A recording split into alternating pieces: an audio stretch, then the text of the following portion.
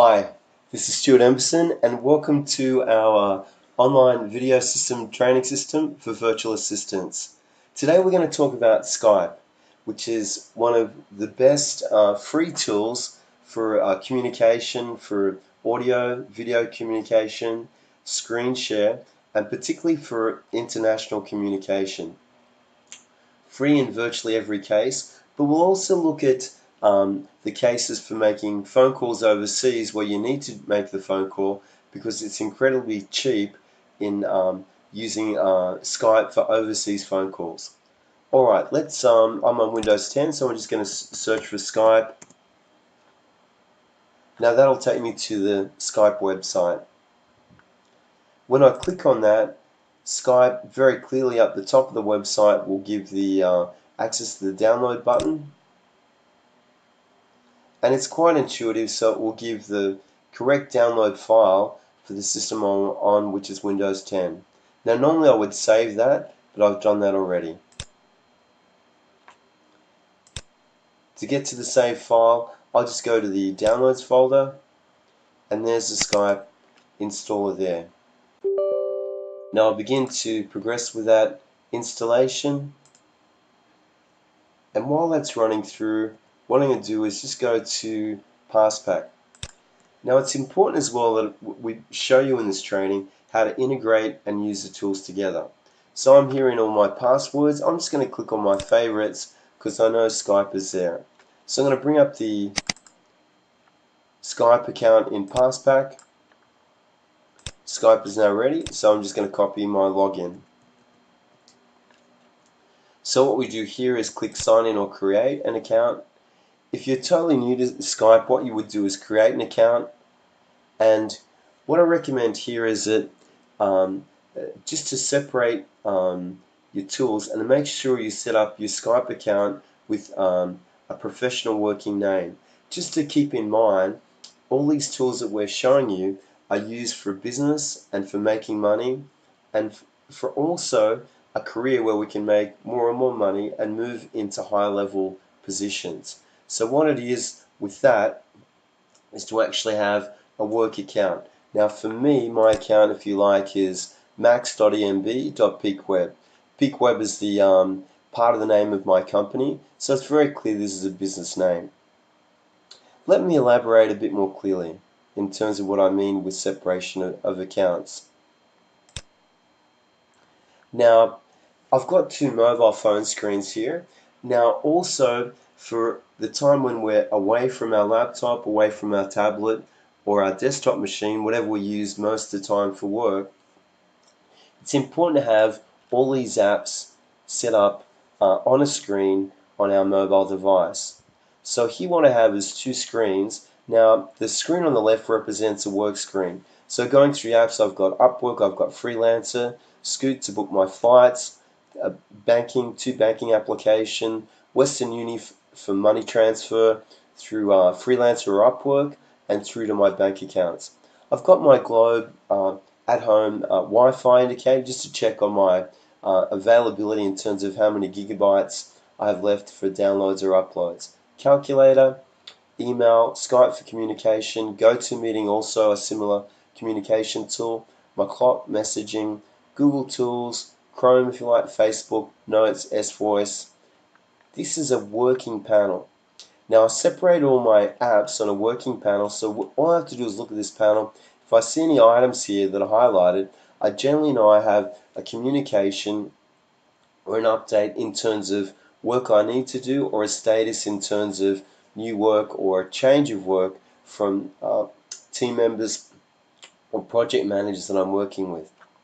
Now alternately on this other screen, I have this set up like a social media screen that I use for people like my friends. So I've got things like gallery, Pinterest, I've got the weather forecast, Airbnb, my music player, my WhatsApp.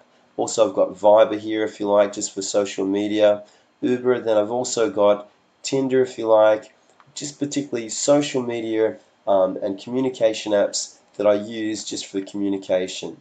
Now what this allows is that I've got a separation, so anything here I know, oh, that's one of my friends, but it's nothing to do with work. Here on this screen, if I get any communication, I know generally it's to do with work or business or money transfers, so I can look, and depending on the mode I'm on, generally on a Monday to Friday or Monday to Saturday, I will look at the screen first and make sure everything's cleared as quickly as possible. When it's Saturday evening or Sunday, then or late in the evening times, then what I'll do is that I can be looking at the screen and using this more often. It's good to have a clear separation, and that just makes it more easy to work with. Now to go back here, if you like, to Skype, it means generally it's better to have, in terms of the naming of the account, to have a business name. Now that's for us, but particularly it's for any supervisors, project managers, could be company directors that we're working at. They need to see a professional business name to know that we're professional and committed and serious about our work. Alright, I'll proceed to log in. Now, back here and using Passpack, I'm going to copy my password, but no one can see it. So that's a great way to log in and sign in with that without anyone able to see it. Now, also just to go back to Passpack, even though there is like a quick login here, a button here just to go, and they talk about the auto login, it's important to know with Passpack that will not be available in version 8. So that's the reason I haven't spent any time on that. Alright, so we're in Skype. I've got my picture, I'm fine with that. It's good to run an audio test just to make sure everything's running okay, and to make a free call test. I've done all this previously, but that's all in place. Now, find the contacts easily, that's all good. Now what I've got here is that I've got all my contacts listed down. These are previous chats and communications. I can look at my call history and so forth. And I've got my contact information, and I can quickly add contacts for a Skype or a phone number and to place that into the system. I'll go back to my calls, and what I'm going to do is just look for some of my contacts.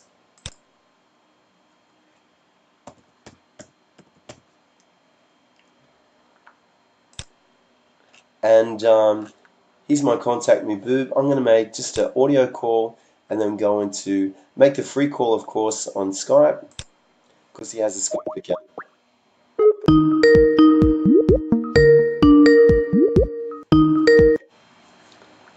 Hi, me boob. How are you? Thank you for being available. I really appreciate it. Can you hear me okay? Yes, is okay. All right, buddy. Thank you. I'm just going to go into screen share. Started that. Yes. Yes.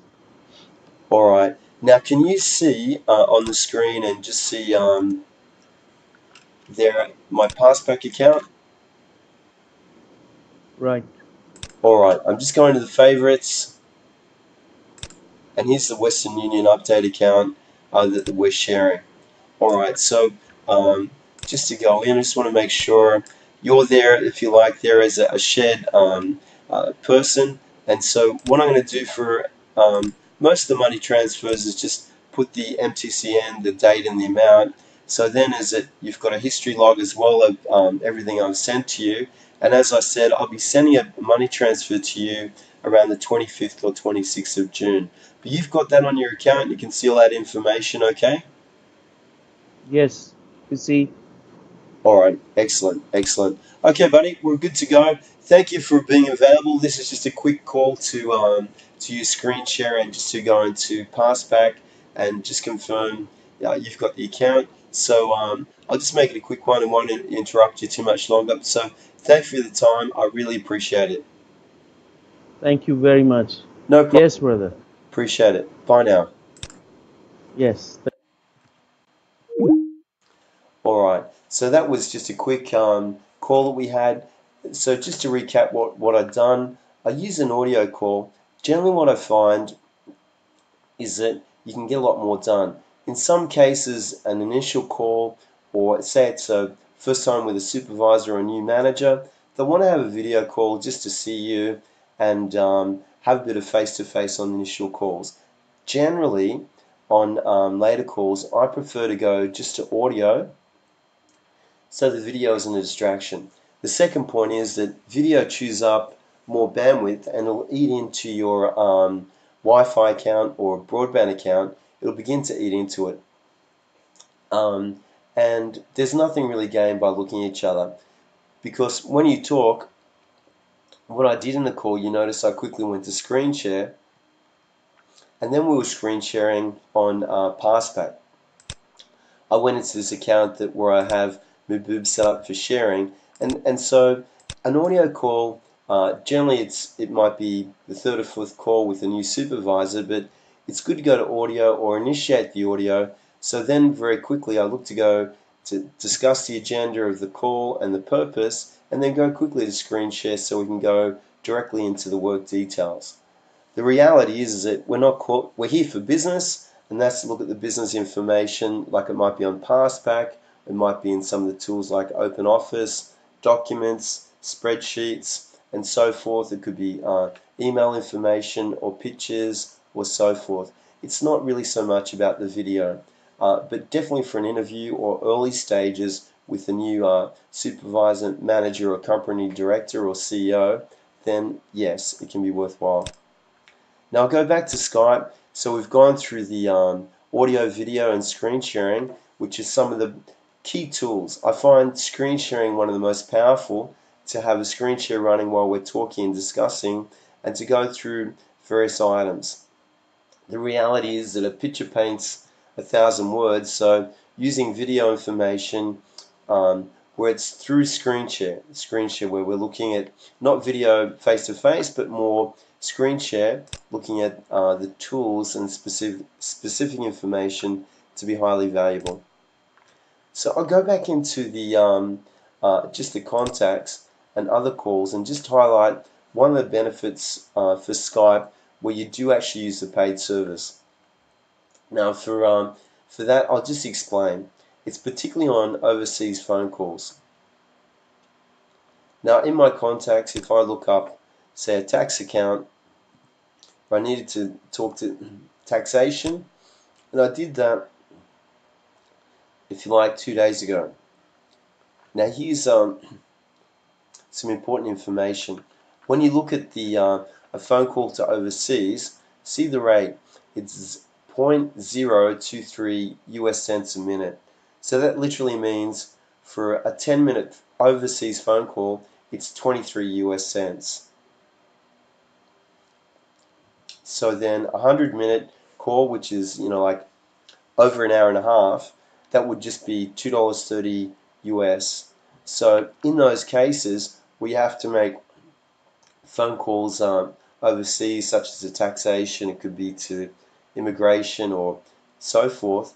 Skype is incredibly good in those cases. So what you do is you top up, I think the minimum amount is $20, put that into the account, and you'll find you can make hours and hours and hours of calls just with that $20. Whereas if you're using like a mobile phone, it'd be many times that, if you like, just to do that. It could be easily over 100 times the cost using a mobile carrier connecting to another overseas mobile carrier. Alright, that completes our session today, and in particular what I've shown is that using the tools and integrating the tools.